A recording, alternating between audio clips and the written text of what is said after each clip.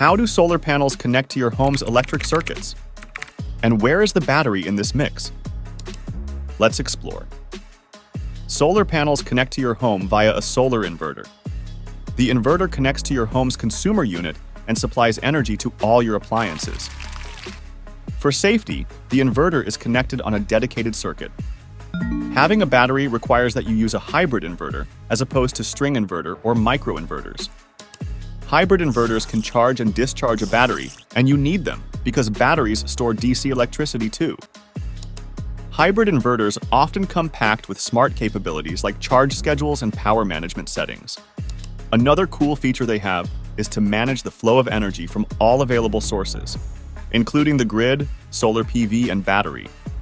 They can even cap export or prioritize it based on the economic case you are optimizing for.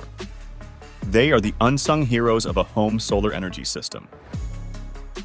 Learn more about solar inverters at solarenergyconcepts.co.uk.